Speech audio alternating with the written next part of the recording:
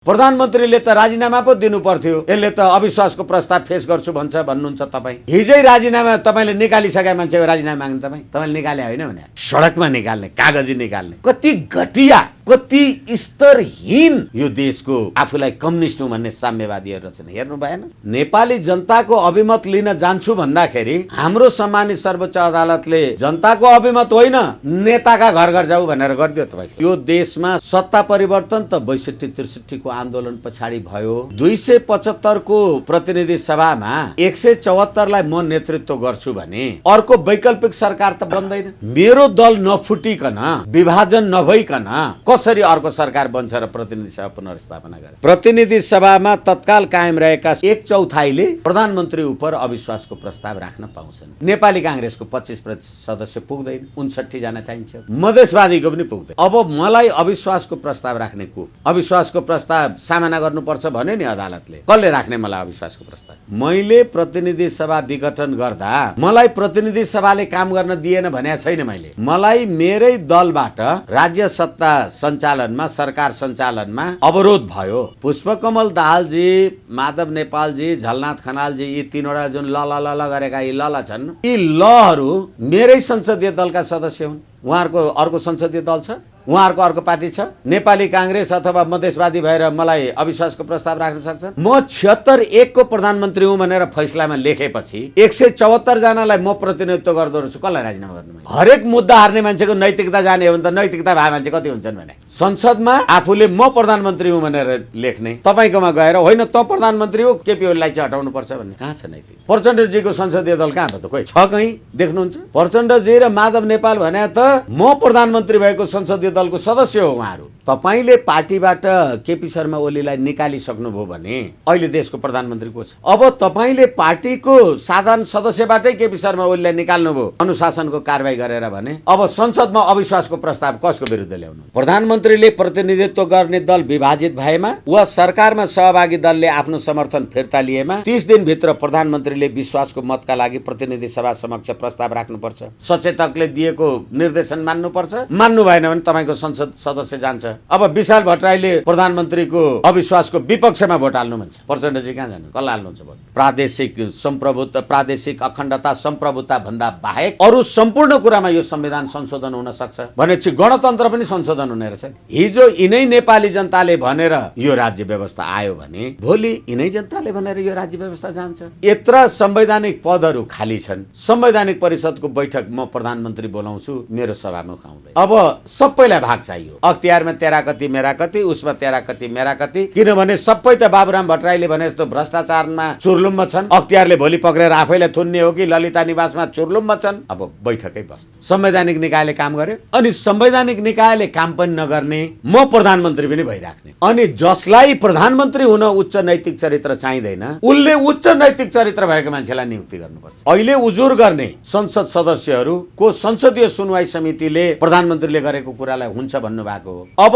त्यही प्रधानमन्त्रीको विरुद्धमा आएको उजुर त्यही संसदीय दलको सदस्यले गरेको निवेदन सम्माननीय प्रधानमन्त्रीले, प्रधान न्यायाधीशले हेर्न मिल्छ? हाम्रो अदालतमा बिचौलियावाला काम हुने रहेछ, सर्वोच्च अदालतका न्यायाधीशहरूको योग्यता क्षमतामा प्रश्न उठ्यो भनेर नेपाल बार एसोसिएसनले प्रधानमन्त्रीजीलाई स्मरण पत्र दिएछ। तर हामी त्यही नेपाल बार एसोसिएसनका सदस्यहरू तिनै असक्षम भनेको न्यायाधीशकोमा गएर बहस गरिराखेका छौँ। नैतिकता कहाँ छ? त्यत्रो पैसा अहिले कोरोना महामारीमा नेपाली जनतालाई तपाईँ 5 रुपियाँको राहत दिन सक्नुहुन्न। धर्मनिरपेक्ष देशका मन्त्री र प्रधानमन्त्री र राष्ट्रपतिहरू करोडौं अरबौंको जलहारी चढाउँदै हिँड्नुहुन्छ। राष्ट्रपति पनि त्यही नेकपाकै पृष्ठभूमिबाट आउनु भएको हो। नेकपाको झगडा हो, नेपालको झगडा होइन नि। केपी शर्मा ओली र पुष्पकमल दाहालजी दुईजना अध्यक्ष द्वय भएर विष्णु पौडेलको हस्ताक्षरमा मात्रै कमिटी निर्णय बैठकको वैधानिकता हुन्छ भनेर निर्वाचन आयोगमा बुझाएका कागजहरू अहिलेसम्म सध्दैछन्। अहिले सम्मानित सर्वोच्च अदालतले प्रतिनिधि सभा पुनर्स्थापना गरेर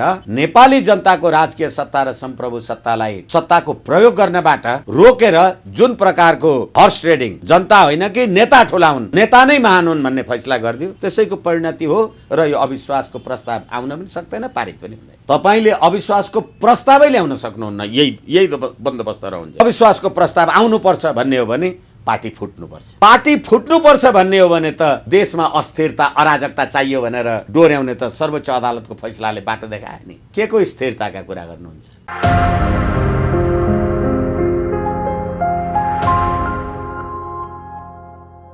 दर्शकबिन नमस्कार। PNBखबर.com को यो विशेष श्रृङ्खलामा आज हामीसँग वरिष्ठ अधिवक्ता विष्णु भट्टराईजी हुनुहुन्छ।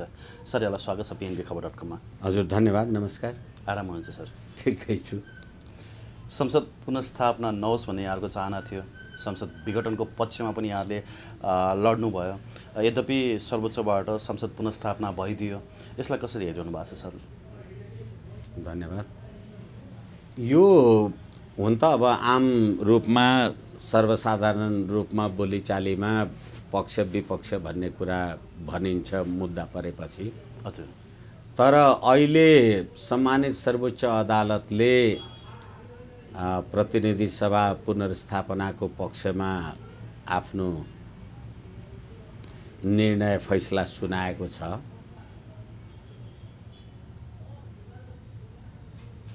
यो कसैको व्यक्तिगत कुनै पक्षको हारजित भन्दा पनि यो संविधान बमोजिम सर्वोच्च अदालतले प्रतिनिधि सभा सम्बन्धमा सर्वोच्च अदालतको संवैधानिक इजलासले गरेको संविधानको व्याख्या हो। यसैले गर्दाखेरि यसमा संविधानको व्याख्या आयो भन्नुपर्छ। यसमा कसले हार्यो कसले जित्यो भन्ने कुरा गौण हो भन्ने लाग्छ मलाई। अब जहाँसम्म प्रधानमन्त्रीले प्रतिनिधि सभाको विघटन गर्दा कायम रहेको संविधानको धारा 76(1), 85(1), 76(7) संसदीय मूल्य मान्यताका बारेमा जे कुरा उठाउनु भएको छ त्यो कुरालाई सम्मानित सर्वोच्च अदालतले तपाईले देखाउनु भएको भन्नुभए अनुसार अहिलेको हाम्रो संवैधानिक व्यवस्था होइन। तपाईको राजनीतिक दलभित्र तपाईले काम कारबाही गर्न पाउनु भएन भने तपाईले प्रतिनिधि सभा विघटन गर्न पाउनुहुन्न। तपाईको विरुद्ध अविश्वासको प्रस्ताव आएको छ भने तपाईले प्रतिनिधि सभामा अविश्वासको प्रस्तावलाई सामना गर्नुपर्छ। त्यसकारणले गर्दा प्रतिनिधि सभा विघटन असंवैधानिक भयो भनेको हो र त्यसदेखि पछाडि जे चलाएको छ जगजाहेर छ। यहाँसँगको अन्तर्वार्तामा मलाई याद छ डक्ट्रिन अफ नेसेसिटी पनि सुप्रिम कोर्टले हेर्न सक्छ सर्वोच्च अदालतले भन्नुभएको थियो। यद्यपि त्यो कुराहरू चाहिँ लागू भएन है, किनभने राजनीतिक अस्थिरता त थप हुने भयो नि संसद पुनर्स्थापना पछि भनेर केपी ओली पक्षले दाबी गरिरहेका छन् र त्यो देखिँदै पनि गएको छ नि। अझ डक्ट्रिन अफ नेसेसिटीको कुरा मैले तपाईहरु समक्ष अरु नै प्रसङ्गमा भनेको थिएँ। त्यसको आधार र कारण के थियो भने 47 सालको परिवर्तनको कुरा त्यो सरकार परिवर्तनको कुरा थिएन। सरकार, सत्ता र सम्प्रभुता, यो तीनवटा कुरालाई हामीले बुझ्नुपर्छ होला। सरकार भनेको एउटा सत्ता अन्तर्गत हरेक 5 वर्ष 3 वर्ष 2 वर्षमा बदलिरहने परिवर्तन भइरहने कार्यकारी हो। सत्ता भनेको चाहिँ मुलुक राज्य सत्ता सञ्चालनको सैद्धान्तिक अवधारणा अथवा सैद्धान्तिक नीति निर्देशन जे हुन्छ त्यसैको परिवर्तन हो। जसरी राजतन्त्रबाट गणतन्त्र, धर्मनिरपेक्षबाट धर्मसापेक्षबाट धर्मनिरपेक्ष अनि एकात्मकबाट संघात्मक भनेपछि यो चाहिँ अब सत्ताको परिवर्तन भयो। अनि अब सम्प्रभुता रहन्जेल त्यो देशको सरकार र सत्ता परिवर्तन भइरहन्छ। अहिले यो देशमा सत्ता परिवर्तन भयो। सत्ता परिवर्तन त 62-63 को आन्दोलन पछाडि भयो।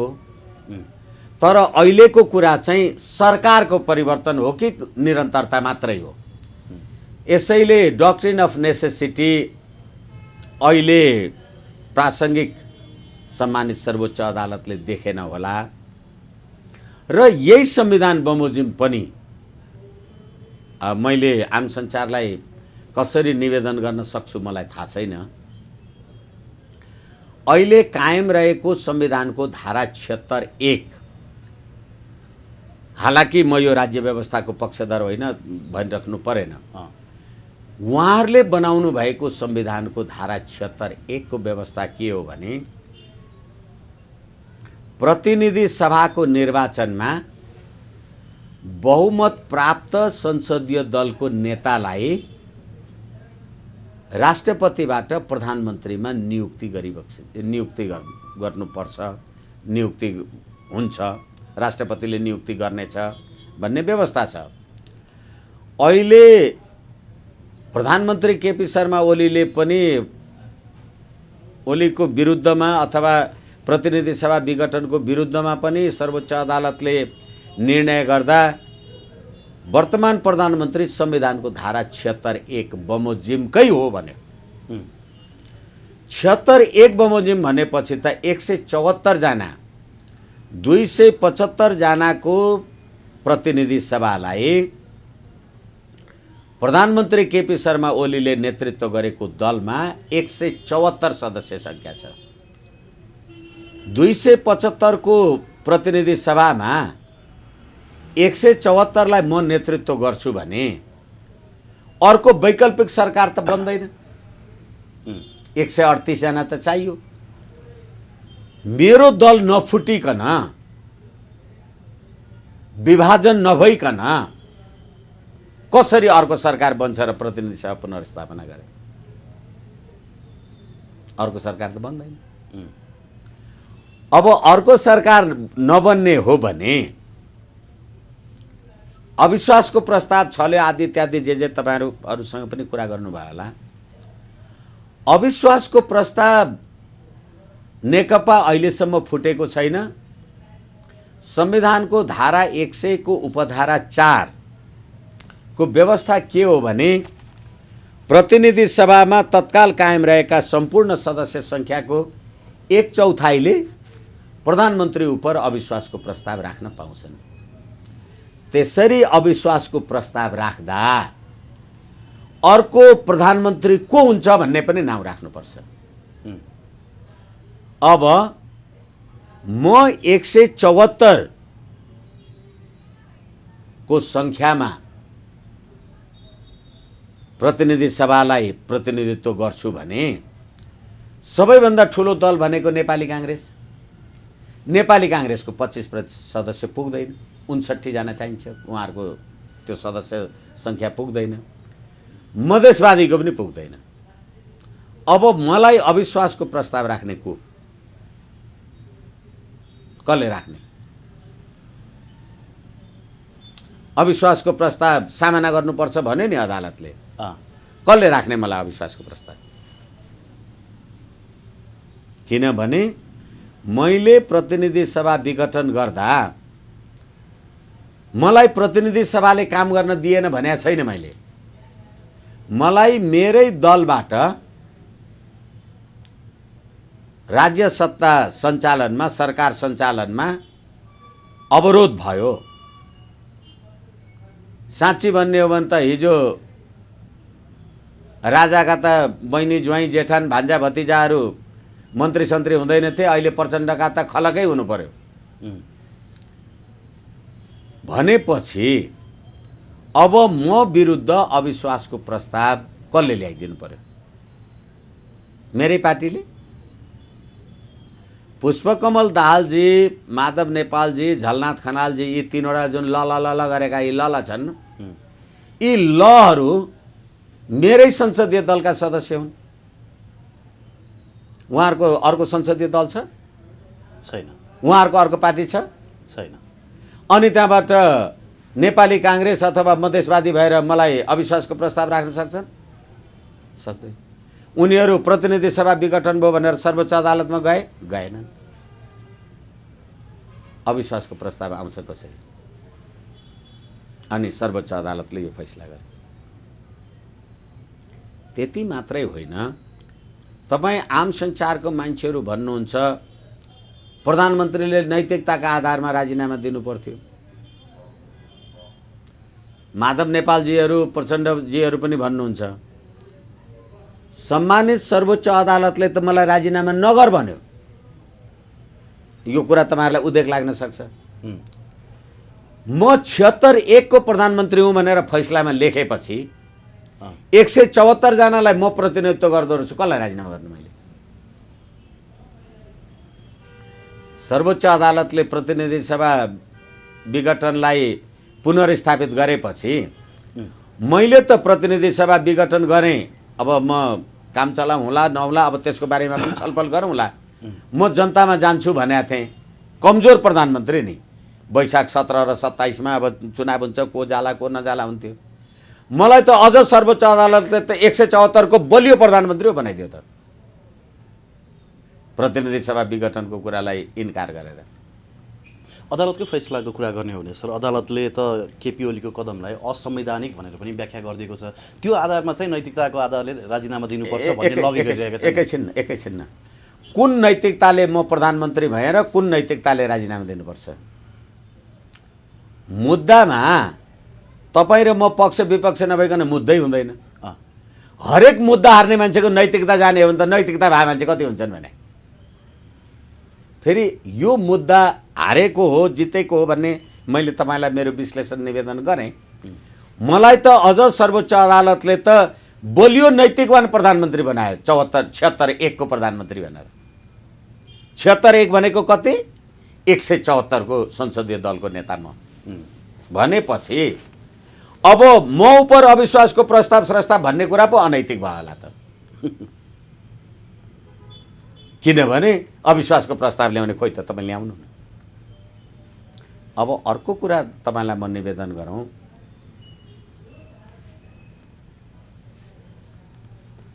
पुष्पकमल दाहालजी, माधव नेपालजी लगायतका मान्छेहरू प्रतिनिधि सभा विघटनकै विरुद्धमा आमसभा अथवा कुनै सभा कार्यक्रम गर्नलाई चितवन पुग्नु भएको थियो। अदालतले प्रतिनिधि सभा पुनर्स्थापना गरिदियो भनेपछि उहाँहरू लड्डु खाएर फर्किनु भयो, खुसी हुनुभयो।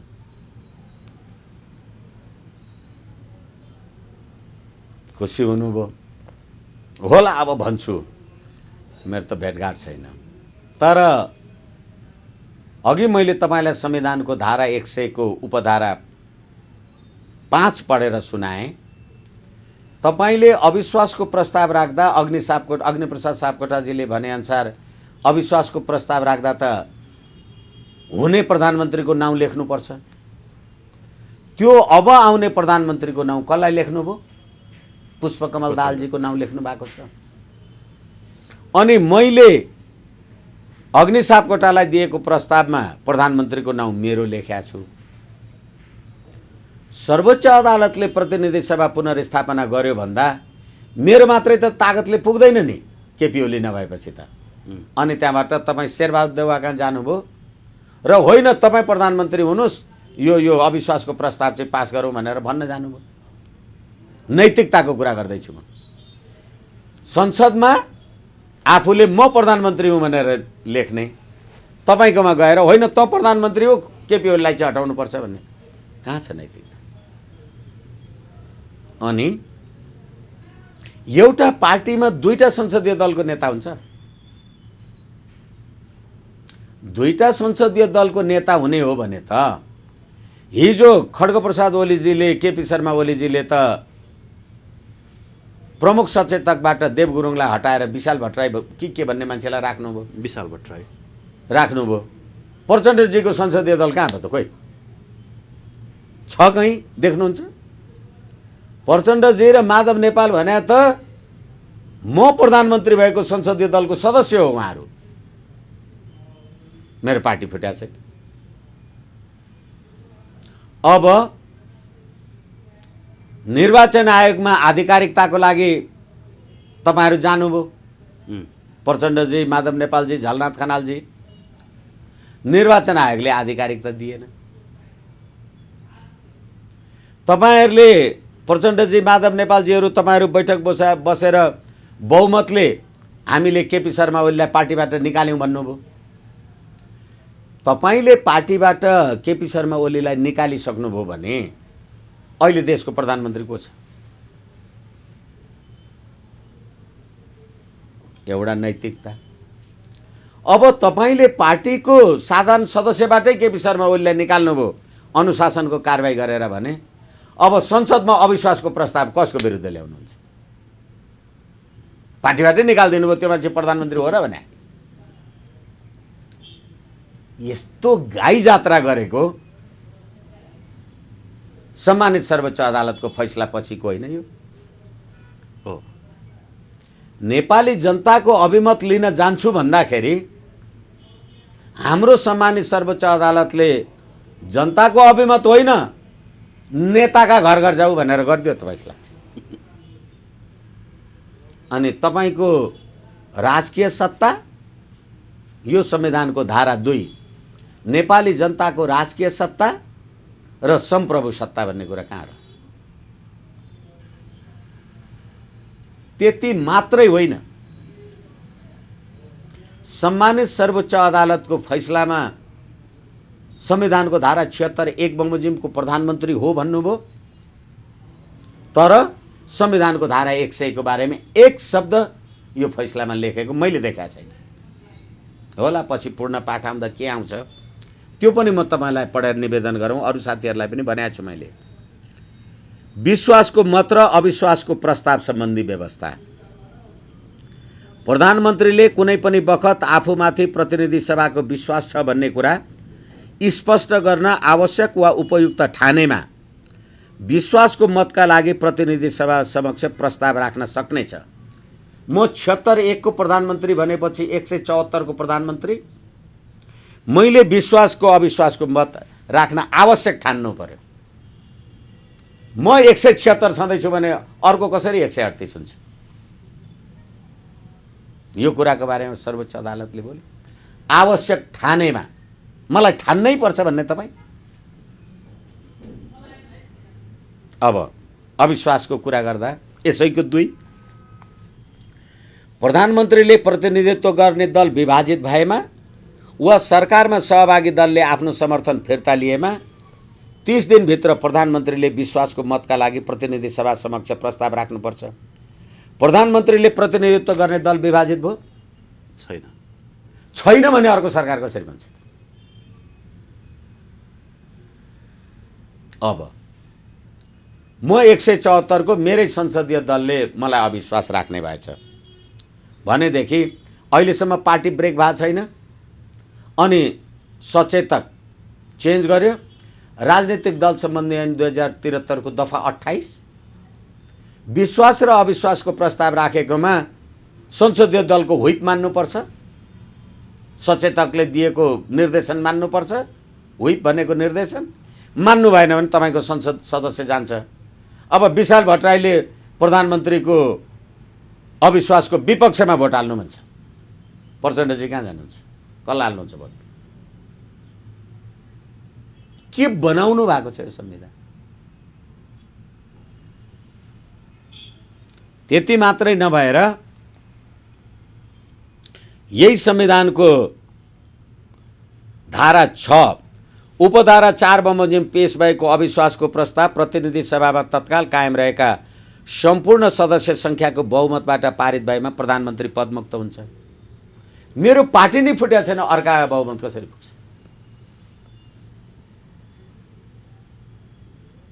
अनि त्यो प्रधानमन्त्रीले नेपाली जनताको अभिमत लिन जान्छु भन्दाखेरि रोक्नुभयो त यही हुन्छ।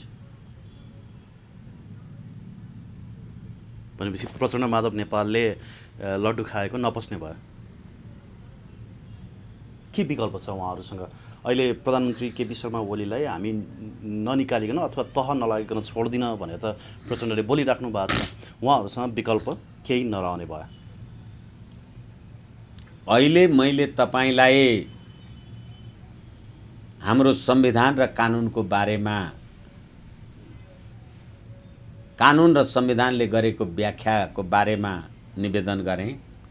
यही संविधानको धारा 100 6 को ज भन्दा भन्दा पीडा लाग्छ। यो अदालत समक्ष म वकिल हुँ, अदालतले गरेको फैसला मान्ने हो, समर्थन गर्ने होइन। 306 को ज मा के भन्यो? राज्य शक्ति भन्नाले राज्यको कार्यपालिका, व्यवस्थापिका र न्यायपालिका सम्बन्धी अधिकार सम्झनुपर्छ र सो शब्दले अवशिष्ट अधिकार समेतलाई जनाउँछ। भनेपछि अवशिष्ट अधिकार भने के? हाम्रो राजनीतिक शब्दकोशले अवशिष्ट अधिकार भन्नाले संविधान कानुनमा उल्लेख भएदेखि बाहेकका सबै अधिकार हो। यसको प्रयोग जो सार्वभौम छ उसले प्रयोग गर्छ। 2/3 नेपाली जनताले मलाई भोट दिएर पठाएका छन्। यो अवशिष्ट अधिकार चाहिँ छ, प्रयोग गर्ने अधिकारी चाहिँ छैन। त्यो कार्यकारी अधिकार प्रधानमन्त्रीले प्रयोग गरेन भने कसले गर्छ? अधिकारी बिनाको अधिकार हुन्छ? अनि प्रधानमन्त्रीसँग अवशिष्ट अधिकार छैन भन्ने सर्वोच्च अदालत। प्रधानमन्त्रीले त हुनसक्छ यो गणतन्त्रवादीहरू त्यसैले तर्सेका पनि होलान्। प्रधानमन्त्रीले त संविधान संशोधन गर्नलाई जान्छु म 2/3 बहुमतको लागि, 2/3 जनताको अभिमत लिनको लागि भन्नुभयो। हालाकि 2/3 पाउनुहुन्थ्यो, पाउनु हुँदैन थियो, जे हुन्थ्यो जे हुँदैन थियो। तर मैले तपाईँहरूको ध्यान आकर्षण चाहिँ संविधान संशोधनको कुरालाई लिएर गर्न चाहिराखेको छु। यो संविधानको धारा 4 ले नेपाल संघीय लोकतान्त्रिक गणतन्त्रात्मक धर्मनिरपेक्ष संघीय लोकतान्त्रिक गणतन्त्रात्मक धर्मनिरपेक्ष राष्ट्र हो भनेको छ। 2047 को संविधानले संवैधानिक राज संस्था र हिन्दू राष्ट्रको बारेमा यो संविधानमा संशोधन गर्न पाइँदैन भनेको थियो। तर यो संविधानको धारा 274 ले के भन्यो भने, मैले तपाईलाई संविधानको धारा 4 भने संघीय लोकतान्त्रिक गणतन्त्रात्मक हो भनेर, अनि संविधानको संशोधनको व्यवस्था 274 ले गरेको छ। 274 ले के भन्छ भने, नेपाली जनताको एकता, राष्ट्रिय एकता, अखण्डता, शान्ति, सद्भाव, प्रादेशिक अखण्डता, सम्प्रभुता भन्दा बाहेक अरू सम्पूर्ण कुरामा यो संविधान संशोधन हुन सक्छ। भनेपछि गणतन्त्र पनि संशोधन हुने रहेछ, धर्मनिरपेक्ष पनि संशोधन हुने रहेछ। त्यसैले आम सञ्चारले लेखे कि प्रधानमन्त्रीको वकिलले त यो गणतन्त्रै जान सक्छ भनेर बहस गर्नुभयो, संशोधन हुन सक्छ भनेपछि त होइन, यो त केपी ओलीले 2/3 को मत पनि माग्यो, यो गणतन्त्र चाहिँ अकाट्य हो, संशोधन हुन सक्दैन भनेर संविधानले लेखेन, अब गणतन्त्रै जाने भयो भनेर प्रतिनिधि सभा थापिदिएको हो कि होइन? भने हिजो यिनै नेपाली जनताले भनेर यो राज्य व्यवस्था आयो भने भोलि यिनै जनताले भनेर यो राज्य व्यवस्था जान्छ। फेरि यो संविधानले त संघीय लोकतान्त्रिक गणतन्त्रको विरुद्धमा केही गर्न पाइँदैन त भनेन। प्रधानमन्त्रीले 2/3 बहुमत लिन जान्छु भन्नुभयो। अर्को कुरा, अहिले अथवा तत्काल संवैधानिक निकायहरू पदपूर्ति नभएर खाली छन्। अख्तियार भन्नुहोस्, मानवाधिकार भन्नुहोस्, लोकसेवा भन्नुहोस्, जे छन्। अनि तिनीहरूमा पदपूर्ति कसरी हुन्छ? संवैधानिक परिषदबाट हुन्छ। संवैधानिक परिषदमा को हुन्छ? सम्मान्य प्रधान न्यायाधीश, प्रधानमन्त्री त्यसको अध्यक्ष, प्रधान न्यायाधीश सदस्य, सभामुख सदस्य, प्रमुख प्रतिपक्षी दलको नेता सदस्य, उपसभामुख सदस्य, राष्ट्रिय सभाको अध्यक्ष सदस्य, यति हुन्छन्। भने सर्वसम्मतले निर्णय गर्नुपर्छ। अब यत्र संवैधानिक पदहरू खाली छन्। संवैधानिक परिषदको बैठक म प्रधानमन्त्री बोलाउँछु, मेरो सभामुख आउँदैन, अनि प्रमुख प्रतिपक्षी दलको नेता आउँदैन, उपसभामुख तपाईले बनाउनै भएको छैन भनेदेखि अब सबैलाई भाग चाहियो। अख्तियारमा तेरा कति मेरा कति, उसमा तेरा कति मेरा कति, किनभने सबै त बाबुराम भट्टराईले भने जस्तो भ्रष्टाचारमा चुर्लुम्ब छन्।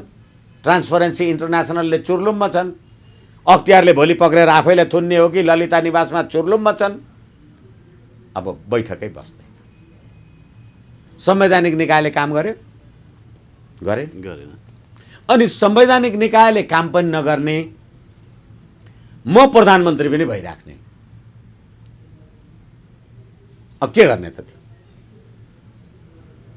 अघि नैतिकताको कुरा उठाउनु भयो।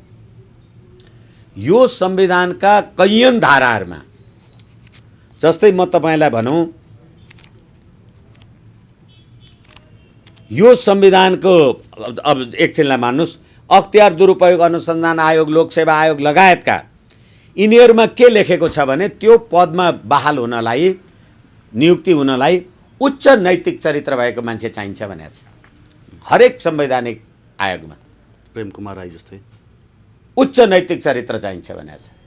प्रेम कुमार राई होला अथवा दुष्ट कुमार राई होला, जे होला, तर निर्वाचनमा तपाईँ चुनाव लडेर आउन, मन्त्री हुन त उच्च नैतिक चरित्र चाहिँदैन। अनि जसलाई प्रधानमन्त्री हुन उच्च नैतिक चरित्र चाहिँदैन, उसले उच्च नैतिक चरित्र भएको मान्छेलाई नियुक्ति गर्नुपर्छ। सम्भव छ? तपाईँलाई एउटा कुरा भनौँ, म नैतिकताका कुरा गर्ने दिक्क लाग्छ।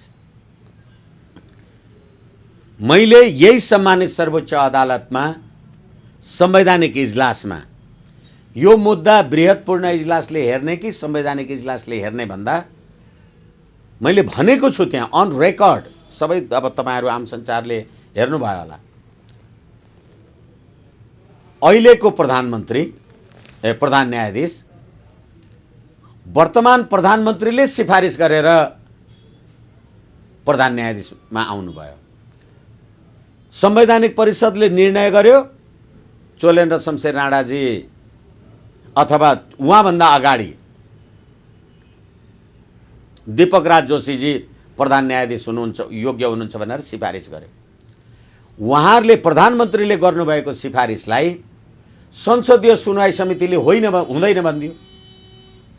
संसदीय सुनवाई समितिले हुँदैन भनिदिएपछि संसदीय सुनवाई समितिमा को हुन्छन्? प्रधानमन्त्रीकै दलका मान्छे हुन्छन्, प्रमुख प्रतिपक्षी दलकै मान्छे हुन्छन्। म प्रमुख प्रतिपक्षी दलको नेता, तपाईँ प्रधानमन्त्री, हामी बसेर गरेको निर्णय हाम्रै संसदीय दलका संसद सदस्यहरूको संवैधानिक सुनवाई समितिले हुँदैन भन्ने नैतिकता कहाँ छ? मैले अस्ति सम्माननीय प्रधानमन्त्रीज्यूलाई भनेको, प्रधान न्यायाधीशज्यूलाई अथवा इजलासमा सबैलाई मैले भनेको, वर्तमान प्रधानमन्त्रीले सिफारिस गरेर हाम्रो सम्माननीय प्रधान न्यायाधीश नियुक्ति हुनुभएको हो र अहिले उजुर गर्ने संसद सदस्यहरूको संसदीय सुनवाई समितिले प्रधानमन्त्रीले गरेको कुरालाई हुन्छ भन्नुभएको हो। अब त्यही प्रधानमन्त्रीको विरुद्धमा आएको उजुर, त्यही संसदीय दलको सदस्यले गरेको निवेदन सम्माननीय प्रधानमन्त्रीले, प्रधान न्यायाधीशले हेर्न मिल्छ? उहाँहरूले केही जवाफ दिनु भएन। मैले भने मिल्छ। किन मिल्छ? प्रणाली नै त्यही बनाउनु, पद्धति नै त्यही बनाउनु। कस्तो पद्धति बनाउनु भएछ? यसै कारण नैतिकताका प्रश्न गर्ने हो भने सम्मानित सर्वोच्च अदालतले अदालतमा हुने बिचौलिया, बेथिती, अव्यवस्था विरुद्ध छानबिन गर्नलाई सम्मानित सर्वोच्च अदालतका मान्य न्यायाधीश हरिकृष्ण कार्कीजीको संयोजकत्वमा एउटा कमिटी बनेको छ।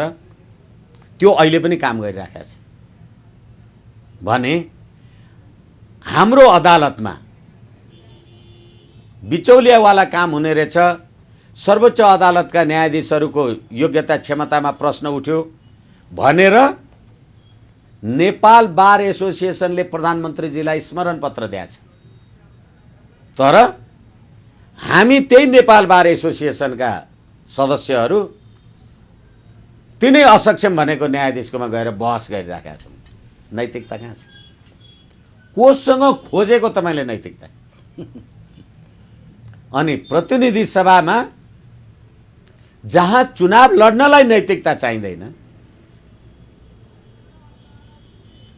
अनि पुष्पकमल दाहालजी माधव नेपालजीहरूले त केपी शर्मा ओलीलाई हामीले बहुमतको कारबाही गऱ्यौँ, यो त हाम्रो संसद सदस्य होइन, प्रधानमन्त्री नै होइन, हामीले हटाइदिउँ भन्नुभयो।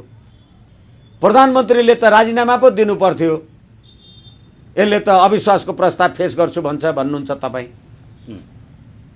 हिजै राजीनामा तपाईँले निकालिसके मान्छेको राजीनामा माग्ने तपाईँले निकाले होइन भने सडकमा निकाल्ने, कागजी निकाल्ने, कति घटिया, कति स्तरहीन यो देशको आफूलाई कम्युनिस्ट हुँ भन्ने साम्यवादीहरू छन्, हेर्नु भएन?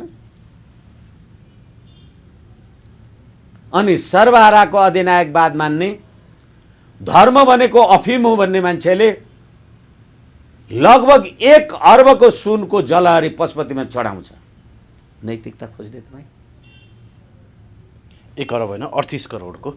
यहाँनिर म एउटा प्रश्न गर्न चाहन्छु सर। 80 केजी सुन, त्यो त अन्तबाट पनि होला पैसा, जे होस् न, चढाउने त पशुपतिमा। र त्यत्रो पैसा अहिले कोरोना महामारीमा नेपाली जनतालाई तपाईँ 5 रुपियाँको राहत दिन सक्नुहुन्न। धर्मनिरपेक्ष देशका मन्त्री र प्रधानमन्त्री र राष्ट्रपतिहरू करोडौँ अर्बौँको जलहारी चढाउँदै हिँड्नुहुन्छ, नेपाली जनताले के पाए? मैले यसै कारण यो प्रतिनिधि सभाको अथवा अहिलेका राजनीतिक यो नेकपाको नैतिकताको प्रश्न उठेको हुँदाखेरि, किनभने राष्ट्रपतिजी पनि त्यही नेकपाकै पृष्ठभूमिबाट आउनु भएको हो। अब अहिले झगडै नेकपाको झगडा हो, नेपालको झगडा होइन नि।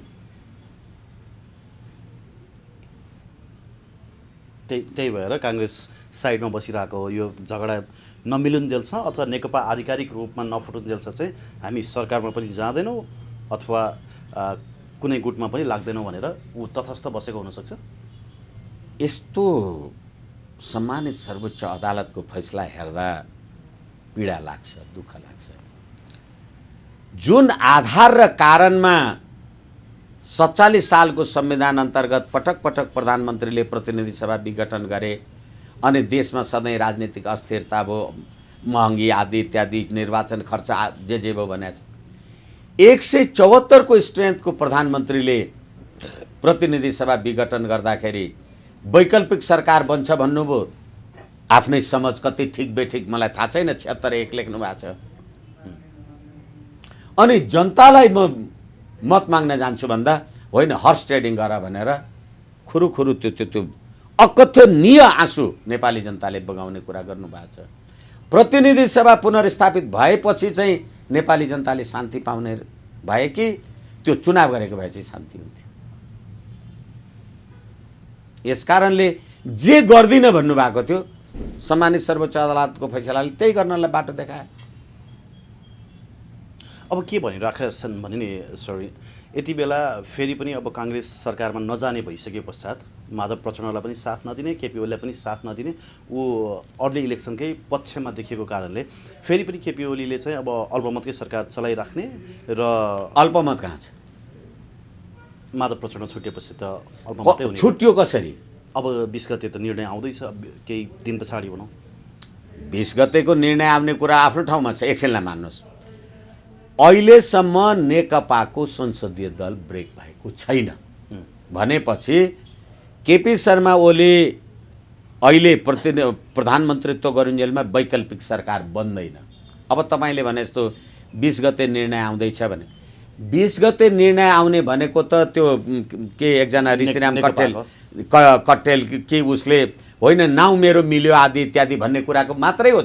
त्यो पछाडि चाहिँ एकछिन निर्वाचन आयोगले पनि फैसला गर्छ। एकैछिन हामी यसरी हेरौँ न, त्यो त मेरो पार्टीको नाउँ तपाईँले लिनुभयो भन्ने सम्म कुरा हो। एकछिनलाई मान्नुहोस्, मेरो पार्टीको नाउँ तपाईँले लिएको भनेर फैसला गर्दैछ अरे।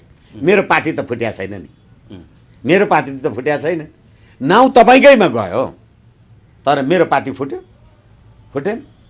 उनीहरूको पार्टी कुन भयो त फेरि? हो ल, मेरो पार्टी कुनै पनि भएन भने म कुन दलको संसदीय दलको नेता प्रधानमन्त्री त? मेरो पार्टीको नाउँ नयाँ होला, नयाँ दल होला, जे होला, अथवा चाहिँ हुन त मलाई लाग्छ ऋषिरामजीहरूको कुरालाई सस्टेन गर्दैन। हामीले राप्रपावाला पार्टीको विभाजनको बारेमा धेरैचोटि हेऱ्यौँ। गएकै चुनावमा पनि पशुपति शमशेरले नेतृत्व गरेको पार्टीको हलो चिन्ह र डाक्टर लोहनीले पाएको चाहिँ वर्गाकारभित्रको हलो चिन्ह भने जस्तै यसमा पनि नेकपा कोष्ठमा नेकपा ओष्ठमा भनिदिन्छ। त्यो कुरा त्यति कुरा हो। यो त्यतातिर गएर हामी यो अहिले जे हामी बहस गरिराखेका छौँ त्यसको निकास त्यो होइन। तर नेकपा केपी शर्मा ओली र पुष्पकमल दाहालजी दुईजना अध्यक्ष द्वय भएर विष्णु पौडेलको हस्ताक्षरमा मात्रै कमिटी निर्णय बैठकको वैधानिकता हुन्छ भनेर निर्वाचन आयोगमा बुझाएका कागजहरू अहिलेसम्म सध्दैछन्। त्यो कहिले परिवर्तन हुन्छ?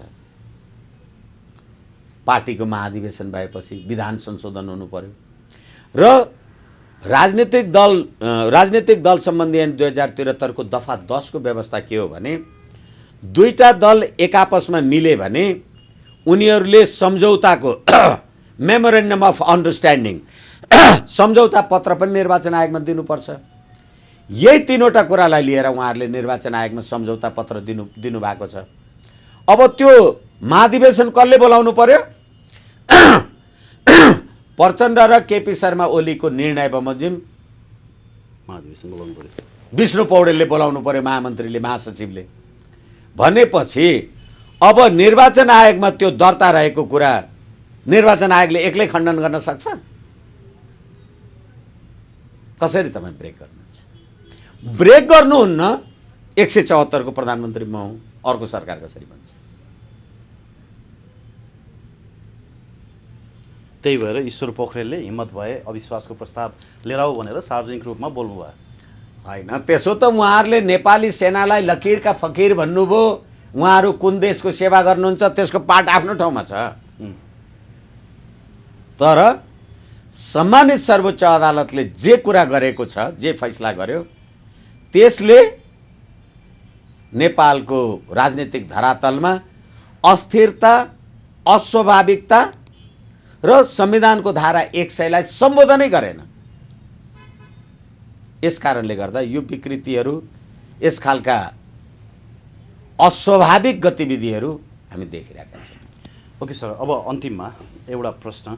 यति बेला प्रधानमन्त्री निकै निकट मानिएका गोकुल बास्कोटा सङ्घीयता खारेजी र हिन्दू धर्मको बारेमा एकदमै प्रष्ट रूपमा बोल्न थाल्नु भएको छ।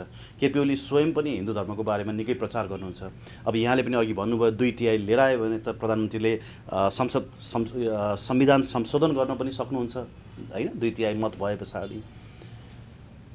केपी ओलीको आगामी चुनावी घोषणा पत्रमै यी कुराहरू उल्लेख हुन सक्ने सम्भावना छ?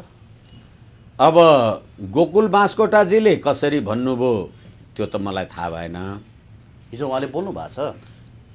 केपी शर्मा ओलीजीले पनि कसरी भन्नुभयो त्यो त मलाई थाहा भएन। तर यो देशको उहाँहरूले हामीले उत्कृष्ट संविधान बनायौँ भनेर संविधान निर्माताहरू हुँ भन्नेहरूले हिजो जे भन्नुभएको थियो उहाँहरूले त बाहिर जे भन्नुभयो होला। मैले त सम्मानित सर्वोच्च अदालतको संवैधानिक इजलासमा यो कुरा भने, त्यसैले उहाँहरूलाई बुद्धि पलायो भने मलाई खुसी छ। अब फेरि म तपाईँलाई भनौँ, मैले अरू पनि आम सञ्चारको साथीहरूलाई भनेको छ, जुनसुकै तपाईँले नियम कानुन ऐन बनाउनु भयो भने त्यो कसले बनाएको भनेर लेख्नुपर्छ। यही हाम्रो राजनीतिक दल सम्बन्धी ऐन 2073 मा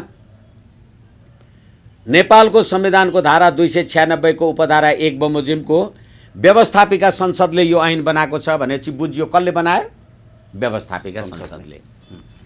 सङ्घीय यो संविधानको प्रस्तावना म तपाईँलाई पढेर निवेदन गर्दैछु। सङ्घीय लोकतान्त्रिक गणतन्त्रात्मक शासन व्यवस्थाको माध्यमद्वारा दिगो शान्ति, सुशासन, विकास र समृद्धिको आकाङ्क्षा पुरा गर्न संविधान सभाबाट पारित गरी यो संविधान जारी गर्छौँ। कसले लेख्यो? पारित गर्नुभयो तपाईँले र जारी गर्नु कसले लेख्यो? सङ्घीयता, गणतन्त्र र धर्मनिरपेक्ष नेपाली जनताले मागेको थियो र आयो। संविधान सभामा तपाईले पठाएका अथवा यी राजनीतिक दलले पठाएका मान्छे, ती 601 जना मान्छे कतिजनालाई संविधानको थाहा थियो? सब त्यो समानुपातिक के के अरे समानुपातिक के ती सब औँठा छापहरू यो संविधानको बारेमा के थाहा थियो? कुर्सी उचाल्ने त उनीहरू नै थिए। हो, मैले तपाईँलाई संविधानको प्रस्तावना पढेर सुनाएँ नि। नेपाली जनताले बनाएको होइन रहेछ, कसले बनाए? त्यसै कारण गोकुल बाँसकोटा, केपी ओलीजी, विद्या भण्डारीजीहरू लाइन लागेर अब पशुपति जान थाल्नु। गएको यो होइन, अघिल्लो दसैँको टाइममा शिवसेना पार्टी नेपालका मान्छेहरू इन्द्रजात्रामा विद्यादेवी त्यहाँ गइन् भनेर उनीहरूले कालो झन्डा देखाए। तपाईहरू धर्मनिरपेक्ष देशको राष्ट्रपति, यो हाम्रो हिन्दूहरूको कुमारी जात्रा अथवा रथ जात्रामा तपाईँ हेर्न आउने होइन भनेपछि कालो झन्डा राष्ट्रपतिलाई देखायो भनेर पक्रेर तिनीहरूलाई थुन्यो। त्यो थुन्ने माध्यका मान्छेहरूको बन्दी प्रत्यक्षीकरणको मुद्दाको एउटा वकिल म पनि, मैले यिनै सम्मान्य प्रधानमन्त्री चोलेन्द्र शमशेर श्रीमानको इजलासमा भनेको छु, श्रीमान संविधानले जसलाई थुन्नुपर्ने हो त्यसलाई छोड्छ, जसलाई स्याबास भन्नुपर्ने हो त्यसलाई थुन्छ, अन्याय भयो।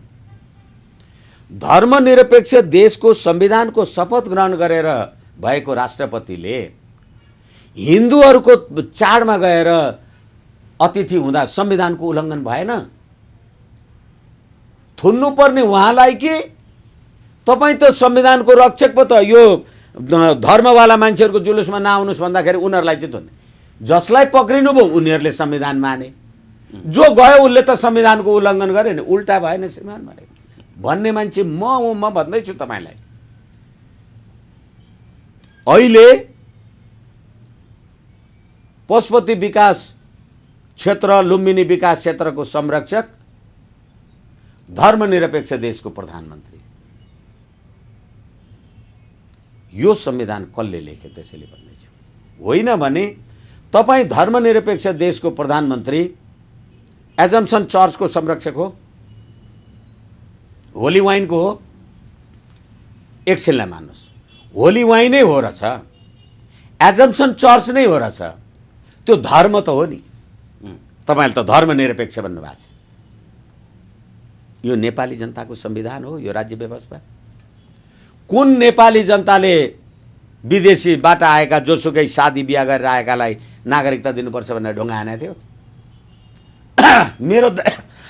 मेरो धर्म समाप्त गरिदेऊ भनेर ढुङ्गा हानेको थियो? त्यसै कारणले गर्दा अहिले सम्मानित सर्वोच्च अदालतले प्रतिनिधि सभा पुनर्स्थापना गरेर नेपाली जनताको राजकीय सत्ता र सम्प्रभु सत्तालाई, सत्ताको प्रयोग गर्नबाट रोकेर जुन प्रकारको हर्स ट्रेडिङ, जनता होइन कि नेता ठुला हुन्, नेता नै महान हुन् भन्ने फैसला गरिदियो, त्यसैको परिणति हो। र यो अविश्वासको प्रस्ताव आउन पनि सक्दैन, पारित पनि हुँदैन। त्यसो भए केपी ओली अझै 2 वर्ष प्रधानमन्त्री रहिरहन्छन्। कति रहन्छन् त्यो म भन्न सक्दिनँ, को रहन्छ त्यो पनि मलाई थाहा छैन। तर तपाईँले अविश्वासको प्रस्तावै ल्याउन सक्नुहुन्न। यही बन्दोबस्त रहन्छ, यही अवस्था रहन्छ। होइन अविश्वासको प्रस्ताव आउनुपर्छ भन्ने हो भने पार्टी फुट्नुपर्छ। पार्टी फुट्नुपर्छ भन्ने हो भने त देशमा अस्थिरता, अराजकता चाहियो भनेर डोर्याउने त सर्वोच्च अदालतको फैसलाले बाटो देखायो नि। के को स्थिरताका कुरा गर्नुहुन्छ? अनि यो राज्य प्रणाली, यो गणतन्त्र, सङ्घीय लोकतान्त्रिक गणतन्त्र कसरी चल्छ? त्यसै कारण मैले भनेको छु, नेपाली जनताको राजकीय सत्ता र सम्प्रभु सत्ता, अहिले नेपाली जनता सम्प्रभु छैनन्। नेपाली जनताको सम्प्रभुतालाई तपाईँले अंश लाउनु 60 र 40 गरेर। तपाईँले प्रतिनिधि सभामा 275 सदस्य हुन्छन्, 160 जनालाई मात्रै तपाईँ भोट हाल्नुहुन्छ, बाँकी 110 जना तपाईँ चिन्नुहुन्छ? नेपाली जनताले चिन्छन् तिनीहरूलाई? तिनीहरू समानुपातिक पार्टीका अध्यक्षहरूबाट आउँछन्। हिजो त एउटा राजा एउटा मुकुट लाउँथ्यो, तैपनि प्रतिनिधि सभा राष्ट्रिय सभामा 2, 4, 5 मान्छे के भनेको थियो त्यति हुन्थ्यो। अहिले त हरेक पार्टीका बेताज बादशाहहरू प्रतिनिधि सभामा सदस्य मनोनित गर्नुहुन्छ समानुपातिक। कति 40%, 110 जना प्रतिनिधि सभाका सदस्यहरूलाई नेपाली जनता चिन्दैन। अनि नेपाली जनता कति सम्प्रभु रहेछ। बगरेको पसलमा बाँधेको बाख्राको दीर्घ जीवन जस्तो भएन। चिन्न थाले नि, अहिले त रामकुमारी झाँक्रीहरूलाई चिन्न थाले नि। एकछिन रामकुमारी झाँक्रीजीवाला कुरा पनि 47 सालको आन्दोलन तपाईँले गर्नुभयो। केपी ओली प्रचण्डीहरूका नेता मदन भण्डारीजीले राजा वीरेन्द्रलाई बढ्ता चोरीफुरी गर्ने होइन मुकुट खोलेर चुनावमा आऊ भने राजा वीरेन्द्रले पक्रेर थुनेन। भाइ धीरेन्द्र जन्मिँदा आफू सँगसँगै श्री 5 जन्मेको, जनताको अलोकप्रिय भयो बदमासी गर्यो भनेर श्री 5 खोज दियो धीरेन्द्रको। तर अहिले नेपाली जनताले जसलाई चिनेको छैन, भोट हालेको छैन, त्यसले राष्ट्रपतिलाई गाली गर्यो, एउटी आइमेले अर्की आइमेलाई गाली गर्यो भनेर पक्रेर थुनिदियो। राजा वीरेन्द्रले मदन भण्डारीले पक्रेर थुनेन त।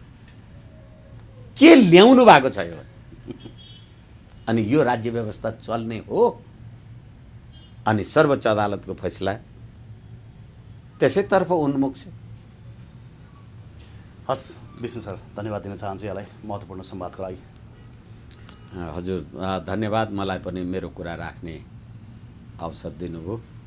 PNP खबर.com लाई हार्दिक धन्यवाद, नमन प्रणाम।